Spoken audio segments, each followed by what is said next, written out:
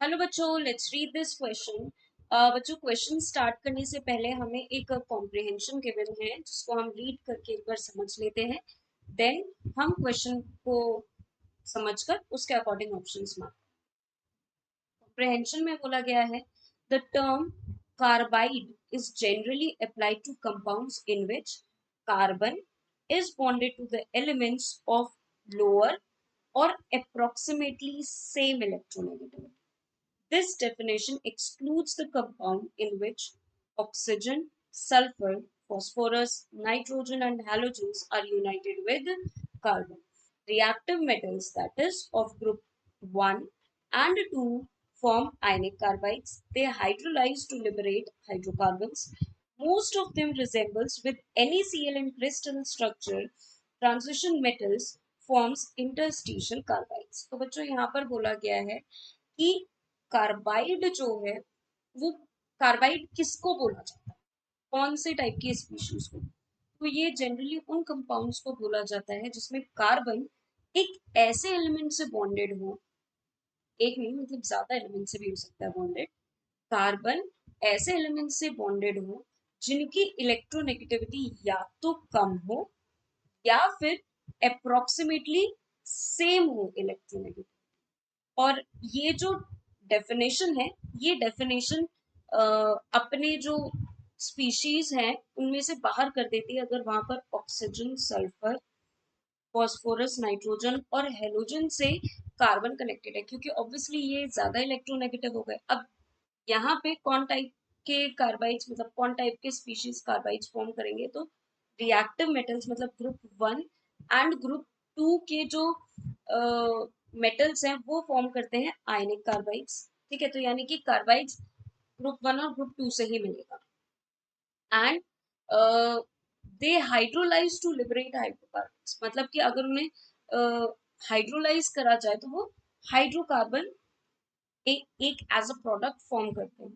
Most of them resembles with NaCl in crystal structure. और ये जो कार्बाइड्स होते हैं इनका जो क्रिस्टल स्ट्रक्चर है वो NaCl टाइप का होता है। एंड सॉलिड स्टेट में हमने पढ़ा भी है कि जो NaCl क्रिस्टल है वो कौन से टाइप का क्रिस्टल स्ट्रक्चर को लेता है, कौन से टाइप के लैटिस को, that is FCC type of unit cell को ये लेता है।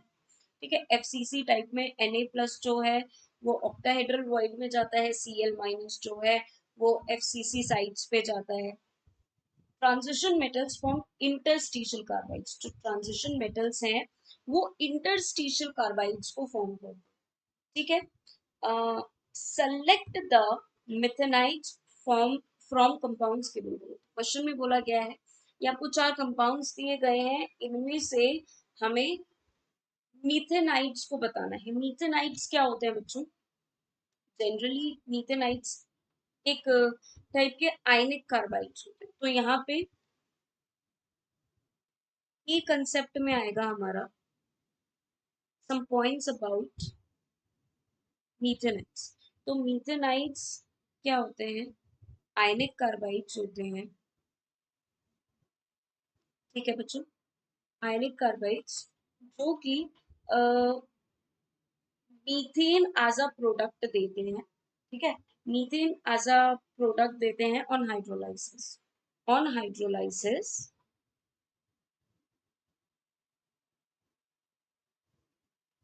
gives methane as product, methane as product। And ये जो मीथेनाइड्स होते हैं ये C4- टाइप जो है आयन को कंटेन करते हैं।